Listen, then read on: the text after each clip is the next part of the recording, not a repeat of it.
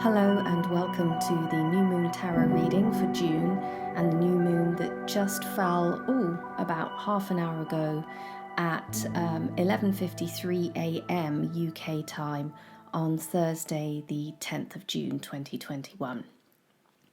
It was quite a reading last month.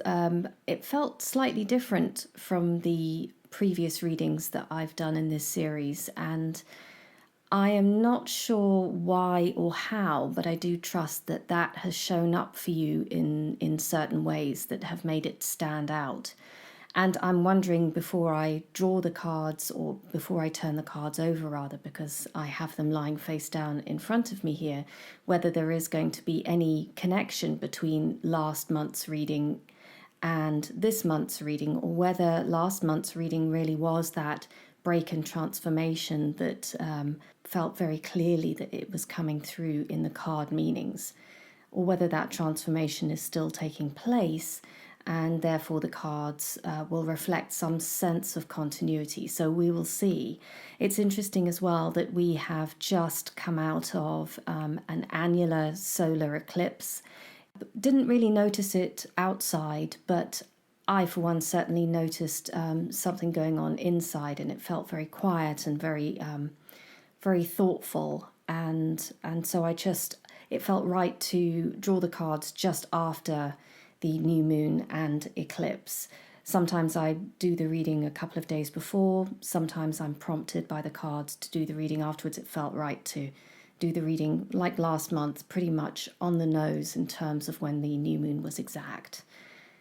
So a quick recap of the way that I do readings for those of you who are new to the reading. It's a 3-card reading normally. There will sometimes be a 4th card as a qualifier, but that's really the exception rather than the rule.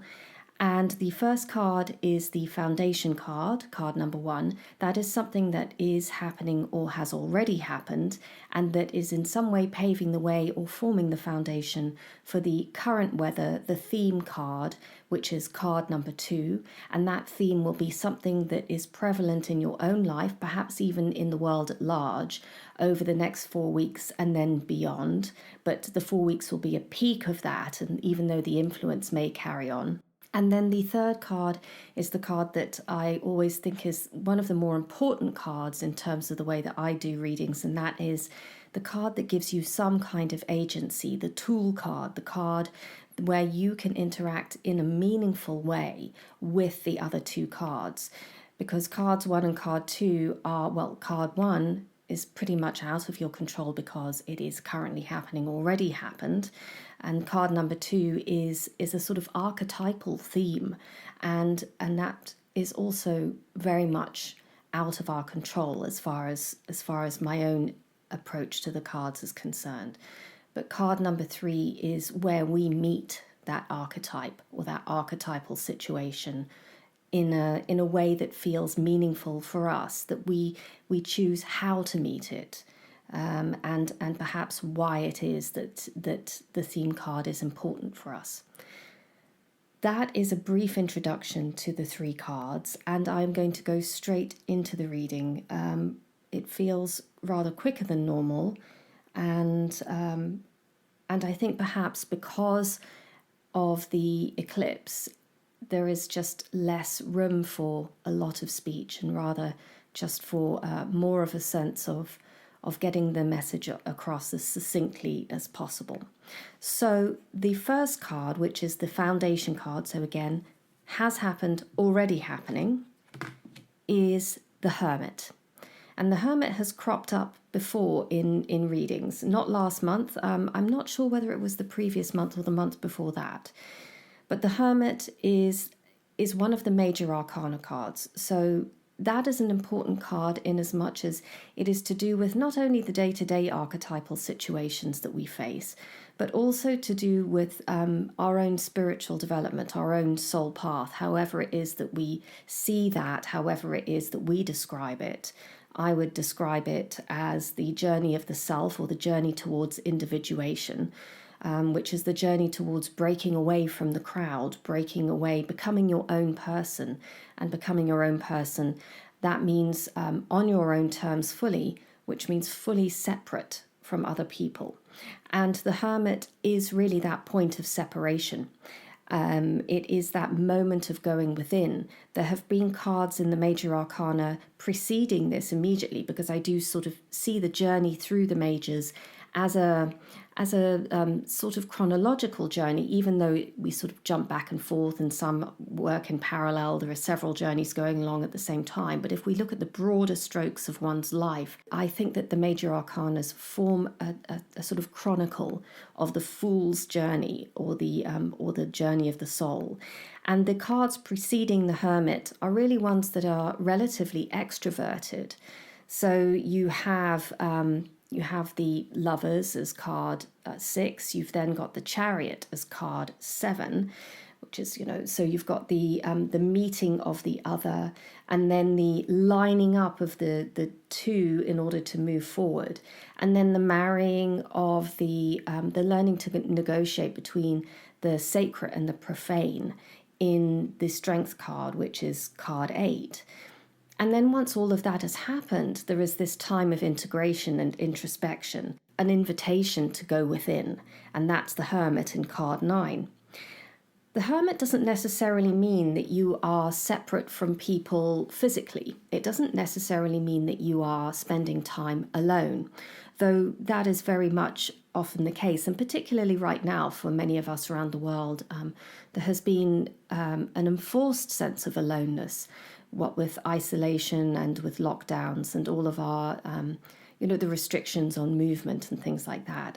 So the Hermit may be one that's been imposed from the outside more often than it has been in the past. But the Hermit is also a necessary time of withdrawing from the world and from worldliness to discover what it is that exists separately from other people. So this is this idea of individuation. If I no longer identify with this particular group or this particular belief system, then what is it that I do stand for? And finding out what you stand for means, whether it's a deliberate thing or whether it's something that you find yourself in, the severing of ties or the stepping away from things that cause you to feel obligated to certain forces that lie outside you. Whether you are told to believe this or whether you are asked to toe a particular party line, whether that party line is a political line, whether it is something to do with family bonds, whether it's to do with a work situation, or whether it's simply to do with a set of beliefs that you are starting to question as to how much of those beliefs are ones that A, are your own, and B, do you really believe in them anymore? Or did you really believe in them in the way that you thought you did in the first place? So the Hermit is that introspection. It is tending that inner light. And that light, by contrast with the Strength card before, which is Leo, which is ruled by the sun, can be a really small light. And that's actually depicted quite nicely by the annular eclipse, where the light pretty much disappears, and there is just a small amount of light left. And it's about tending that inner light, because that's the light that comes from within. It's the truth of something for you. And it may not be true for anyone else. And you may be told that it shouldn't be true for you. But nobody else has the right to define that light for you, because it is your own. Nobody else can define that light for you, no matter how hard they try or no matter how loudly they shout. In the same way that you cannot define somebody else's light for them either. It is about then turning within and tending to our own light, and not really a time to necessarily question anyone else's. It is that moment of what is true for me now in my life. And that's the foundation to what's going on. So this has been this moment or this time of contemplation, the same way that there are contemplatives, there are nuns who shut themselves away from the world and are silent because they are contemplating their own connection with God. And we are contemplating whether we are aware of it or not, or any degree in between, our connection with something that feels true and real for us. So if I look at the card and I look at the writing, it is to find one's own light, to think things over, to rest in one's own comfort, wise leader, completion, fruitfulness, time to harvest. It's interesting that it is that time to harvest. It's the Hermit is correlated with Virgo, and Virgo is around the harvest time. So there's something here about what it is that remains growing that is true. The mustard seed that grows into the plant, the one that doesn't fall on rocky soil, the one that doesn't sprout and wither immediately. It's the one that grows true. It is that true time to harvest. And that ties in some way with the 10 of discs that we had last time.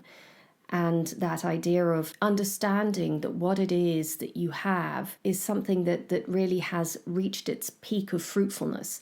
In other words, it is time to pluck that vine. It is time to reap and move on because it has reached its full maturity. And in the Hermit, there is then the ability to reap the riches of what has been growing inside. And when I say reap the riches, that may throw up the idea of a massive field of wheat and a bountiful harvest, when it may feel like actually all you have is one small plant. And I would say that is equally important. This is not about quantity. It's about quality, but it's also about where that is grounded, where it is rooted. And if it is rooted in you, then it doesn't matter if it's a bountiful harvest or if it's simply one plant. A bonsai can be equally beautiful, equally rewarding, with a lot of time and care and devotion spent on it. So if it's not about comparison, and comparison is the thief of joy, as they say, and here it really is about learning to appreciate even the small things, because it's the small things that are sometimes the most important. Again, it is quality over quantity. You can have vast amounts of things that are amazing, and vast amount of things that really are not as meaningful as one small strand of absolute truth, one small link in to one's own sense of self. And even with a small connection that is building, that's something that you can work from. It is to be able to begin to know oneself, to be able to begin to know one's own truth, is really the ultimate form of empowerment. And it only takes one moment of connecting in and knowing what that feels like, and knowing what that can do, that then can yield so much more, in times to come. It's a start. So the Hermit is this foundation, and what it is that the Hermit is leading into now, so the Hermit is the foundation for the central card, is the 9 of Cups, which is happiness. And it was interesting that I talked about comparison being the thief of joy. Well, and then I was about to add a caveat saying, well, it doesn't necessarily even have to be joy. But I think actually in this case, there is a form of joy that is coming up in the next 4 weeks. And I would invite you, like I always do, to expand your sense of what joyfulness or joyousness is. The 9 of Cups is a very joyful card to look at. It is. I find it very, very uplifting looking at it, and there is a real lightness to it. And Röhrig has really gone, in some sense of whimsy with the hearts on it and the spiral and the feathers. It's a very, very beautiful card to look at. And if I think of the meaning, the general meaning of the 9 of Cups, it is the wish card. So there is something here about being granted a wish. Perhaps your inner genie is granting you a wish, and there is no strings, there are no strings attached to this particular wish, because this is a wish that is coming from you that you are granting to yourself. It's not what's in it for me kind of extension of an invitation from someone else or something out there. It's not something where you have to give something up in order to attain something. This is something that's already earned.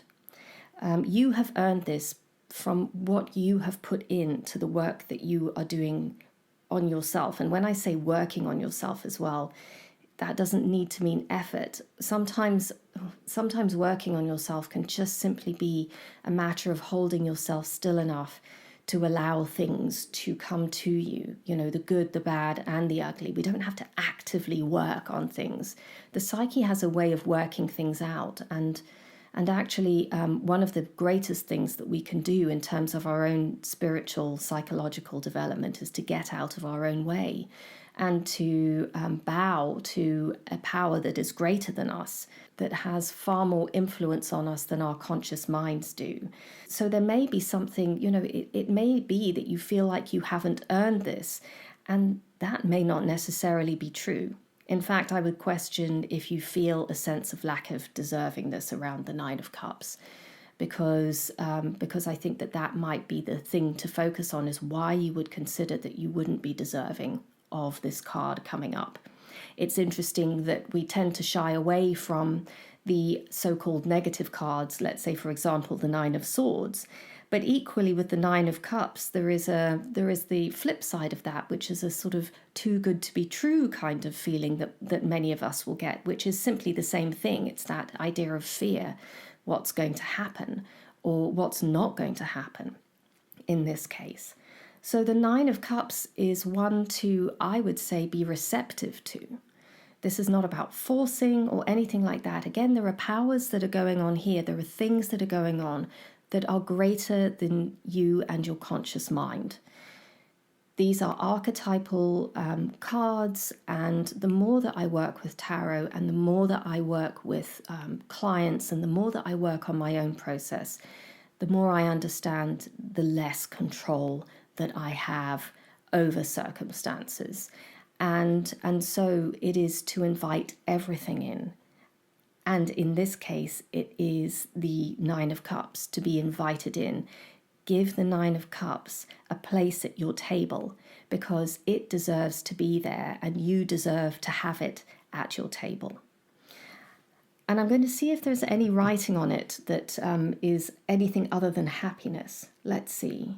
Deep joy, rapture, blessing, overflowing love. I'm just seeing there, for the first time, it looks like hello, my friend, in tiny writing, hello, my friend. It may well be hello, my friend, in terms of outside and somebody coming to you. It's also Mercury retrograde. I think we're still in retrograde. And so it may be somebody from the past as well. But I would say that there is something here about the emergence of something from inside you as well. And that may also mirror the emergence of someone or something from outside. And I think that here, if I think about the Nine of Cups in terms of the Waite-Smith deck, it's not to grasp too tightly onto anything, but rather to accept it with open arms. The figure in the Nine of Cups in the Waite-Smith deck is sitting there with the cups all behind him, with his arms folded, with this sort of very self-satisfied expression on his face, as if the cat has got the cream. But I don't really see him enjoying the fulfillment of a particular wish. He's rather displaying it. He's not really interacting with it. And so I think here, there is something about risking yourself to interact or to open your arms, risking vulnerability, risking tripping up and falling on your face, perhaps risking pain, risking new knowledge, new understanding. Because if you try and keep pain at arm's length, and if you try and keep what it is that you don't want to see at arm's length, you keep all the good stuff at arm's length as well. There is no way of conditionally sifting something in. When we build defenses that are really non-negotiable for everything. So we try and keep things at bay, and we try and control, but then what we do is we also disconnect ourselves from our own sense of joy. And the Nine of Cups here, as it spirals in front of me in the card, is almost like a vortex that is inviting you to go into. And that doesn't mean that you lose yourself in it. This is the other thing. This is the flip side. There is there's the concentric castle of rings of walls that stop anything from coming in. But then there's also on the other side, there's the total disappearing into something as well, in which case you lose yourself in a different way. But the Hermit in some way has prepared you for this. So the Hermit tending that inner light means that you are tending a connection to the core of who you are, to yourself with a capital S. And when you start to nurture that connection to yourself, you never lose it. Or if you feel like you've lost it, it doesn't stay away for any length of time. It can't. You can't forget it. It's like riding a bicycle or swimming. You may feel a bit wobbly at first when you go in after a long time, but you do remember. And there is that remembrance, that inner remembrance of that connection to yourself. So happiness, in a way, to embrace it, is about lowering those walls, feeling vulnerable, understanding that connection to yourself is really the only foundation that you need, but also not disappearing into the vortex so that you lose yourself, because that connection, again, that the Hermit has nurtured in you is one where you cannot lose yourself. That while you are dancing with the Nine of Cups, however it shows up for you, because joy can be defined on many levels, while you are dancing, you are grounded into yourself as well. I would look for joy in its many varied guises. And also look for where it is that you try and force joy down a particular alleyway. Joy is going to mean this for me, or I'm not going to feel joy unless this happens. I would say that is really not in the spirit of the Nine of Cups, which is a state of being. It is a state of heart. And that state doesn't reject things that the mind has decided, are not suitable.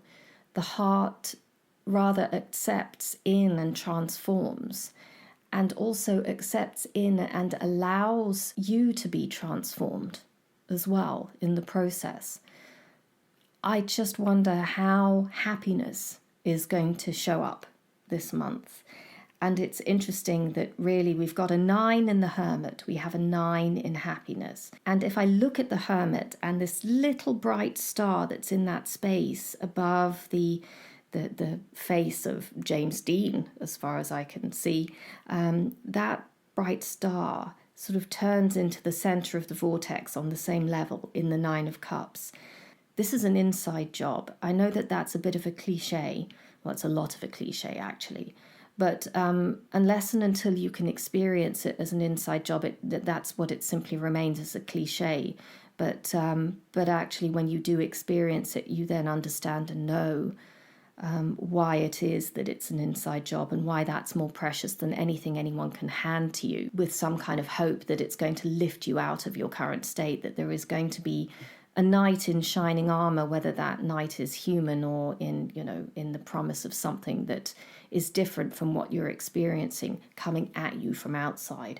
This, as I said, may come at you from outside, but there is going to be something inside you that is mirroring it, that is reaching out, that is acknowledging, and is in some way entirely compatible with what it is that's coming outside. In fact, there's the part of you inside that may actually be the catalyst for something outside happening. And maybe you don't even need to know any of this. It is merely the experience of the openness, of the vulnerability, of the desire, because desire is part of it.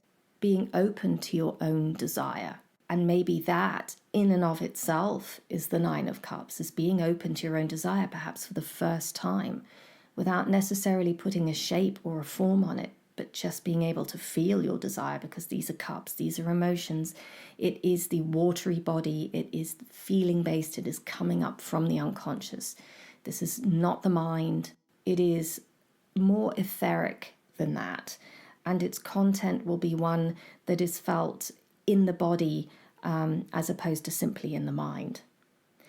So the Hermit and the Nine of Cups, and then we have the Tool card, so some way in which you can act upon the environment that the Nine of Cups is bringing. And that is the Seven of Cups, which in this deck is debauch. This is interesting because it's one of those readings where you've got these two very light cards, and then the Tool card is a card that seems to run counterintuitively to that. And really the way to do this is very often when a card comes up that is jarring, is it's almost coming up as a form of, look, this is what can happen if you push this to an extreme. So if I look at the flower in the debauch card, it is sort of, its petals are dropping off and it is bending away from the Nine of Cups. There is a sense of abandonment of the essence of truth of the Nine of Cups. It's almost trying to drive it to a conclusion that it's not. It's having too much. It's interesting that it's the Seven where it's, and so it's 2 cups down. But actually it is about in some way the abandonment of integrity of what the Nine of Cups really stands for. When the Nine of Cups comes and sits at your table, it's not about trying to dress it up in any way that you would like it to be, but rather allowing the Nine of Cups to be what it is. It is about not driving things to excess.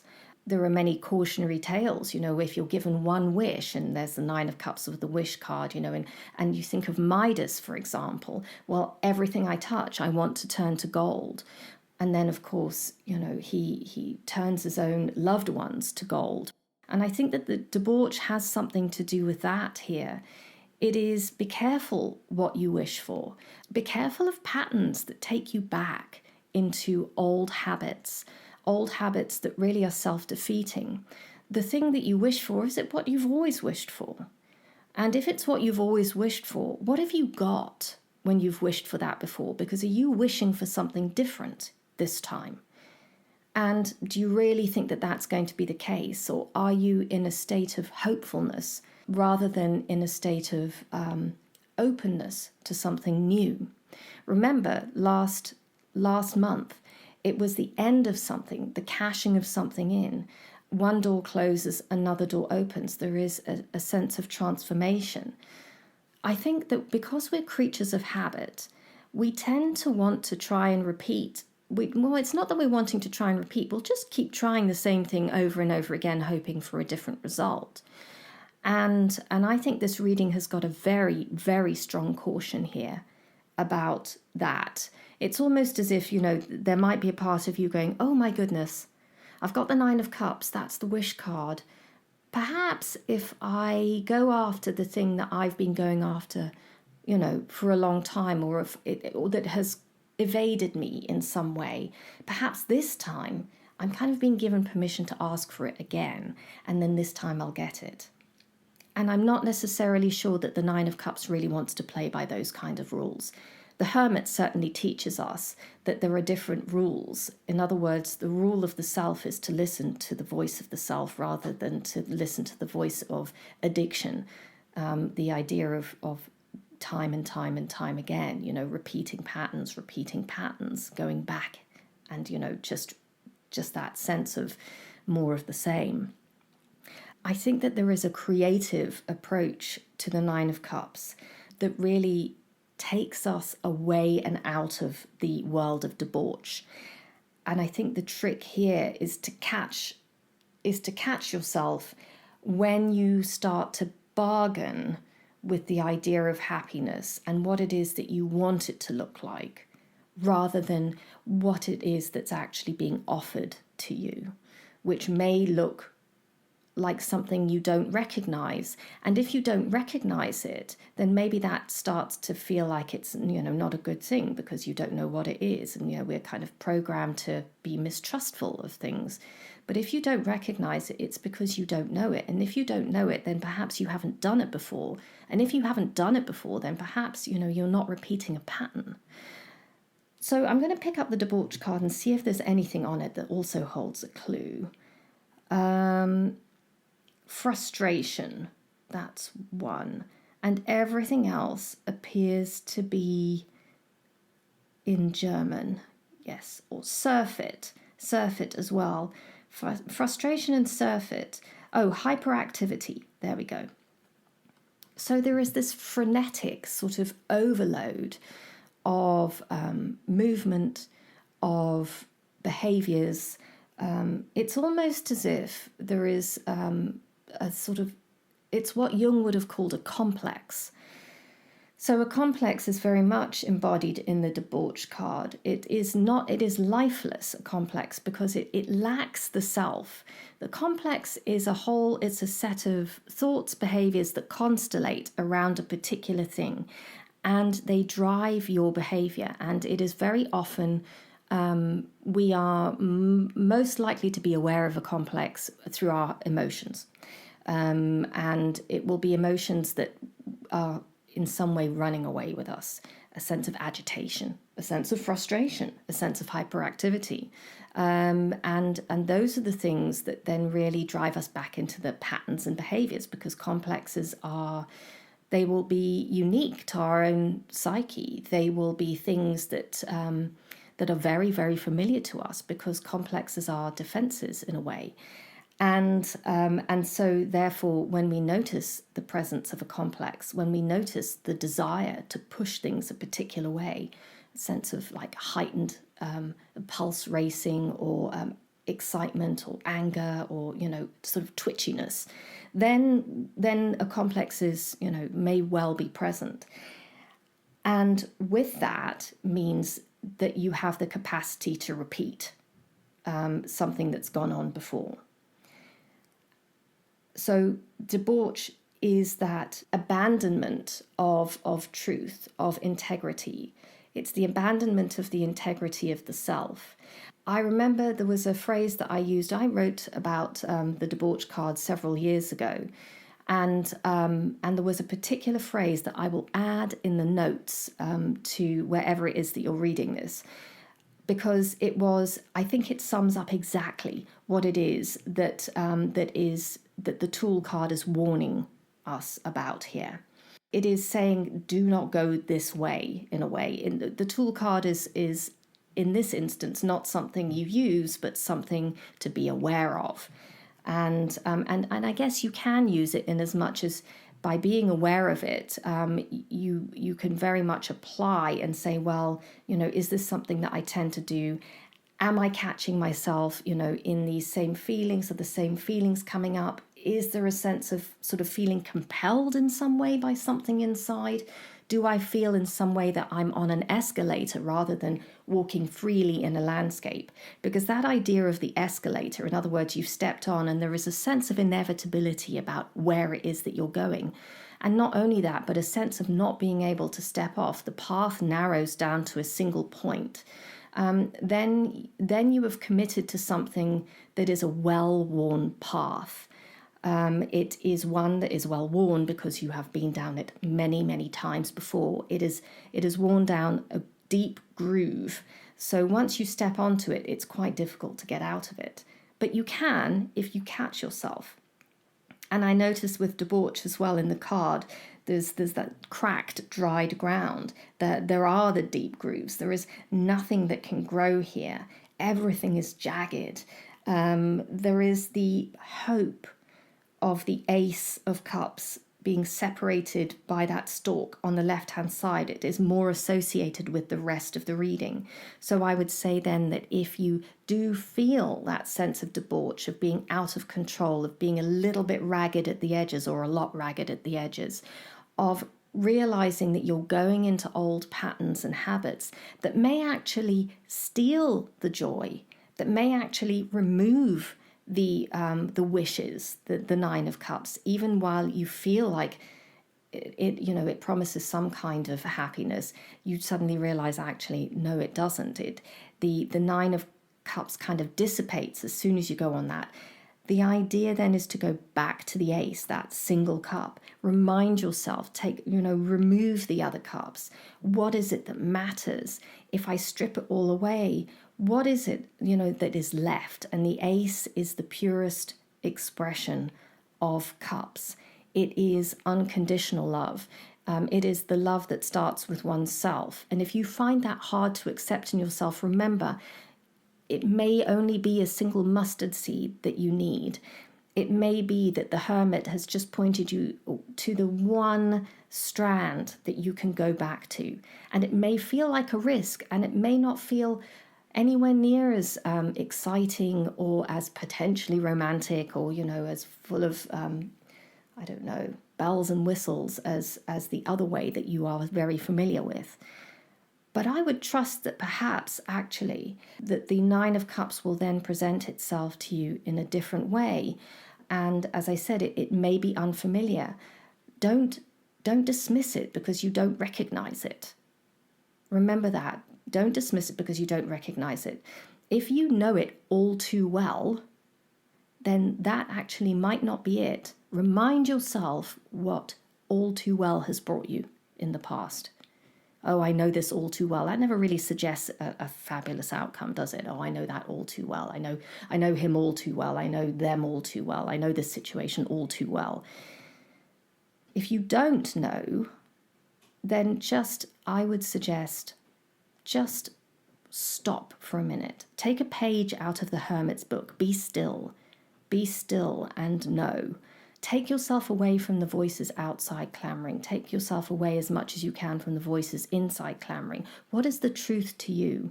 And how can it perhaps lead you back in to this vortex that is in the Nine of Cups? That sense of possibility that is inviting you in.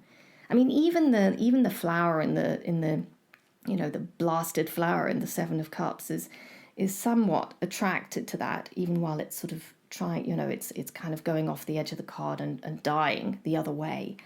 There is a remembrance of something that is true, and that is what it's about. It's course correcting back to the center. The Hermit will help you in one way.